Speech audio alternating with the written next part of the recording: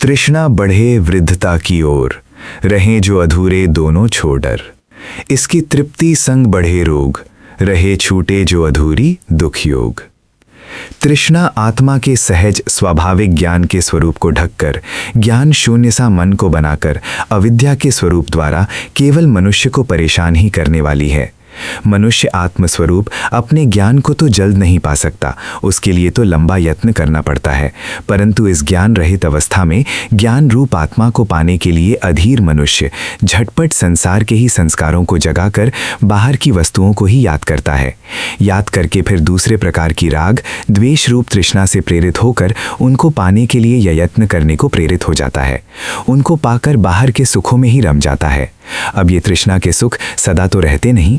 जान तो ऐसा पड़ता है कि तृष्णा को पूरी करने से सुख होगा, परंतु हाथ लगता है अंत में दुख। दुख भी वो जो कभी समाप्त नहीं होता, अंत में मृत्यु में ही छिप जाता है और वहां से भी जल्द निद्रा से जागे हुए पुरुष के समान फिर संसार में ही जन्म द्वारा लाकर पटक देता है। अंत में पुनः मृत्यु। इस प्रकार ये अंत रहित दुख ही तृष्णा का परिणाम होता है। इस तृष्णा से होने वाले दुखों को प्रथम ध्यान द्वारा समझना कि ये दुख किन किन कारणों से आते हैं और फिर उन कारणों को समझकर इनको टालना ही उचित होगा, जिससे कि इसके सुखों से वैराग्य हो और वैराग्य द्वारा ध्यान अंत अवस्था में पहुंचे और फिर ऐसे ध्यान द्वारा सत्य का ज्ञान और आत्मा का साक्षात्कार हो। जिन जिन कारणों से तृष्णा से होने वाले दुख आते हैं उन कारणों को ये पद्य बतलाता है। संसार और इसके सुखों की तृष्णा मनुष्य को बांधने की दिशा में ले जाती है, अर्थात उसको इस प्रकार बंधन में डाल देती हैं कि वो इससे बंध कर अपनी स्वतंत्रता को पूर्ण रूप से खो बैठता है। जैसे ये नाच नचाना चाहती है वैसे ही वह नाचता है, चाहे इसका दास बनने का परिणाम भयंकर दुख ही क्यों ना हो। क्योंकि तृष्णा के दो किनारे हैं, या तो इसके सुख के लोभ के कारण से इसको पूर्ण रीति से तृप्त करना।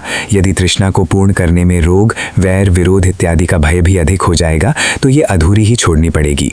इससे वही तृष्णा अधूरी रही हुई अग्नि के समान जलाएगी और यदि इसको पूर्ण रीति से तृप्त करें तो ये बढ़ती ही बढ़ती जाएगी। अंत में इतनी बढ़ जाएगी कि इसको पूरा करना असंभव हो जाएगा। यदि कोई पूरा करना चाहेगा तो शारीरिक रोग उत्पन्न करेगी और दुख, सुख, चिंता इत्यादि का मानसिक रोग भी उत्पन्न करेगी। इसी प्रकार इन दुखों के कारण से ये अधूरी ही छूटी रहेगी, तो इससे भी मन सदा दुखी ही रहेगा।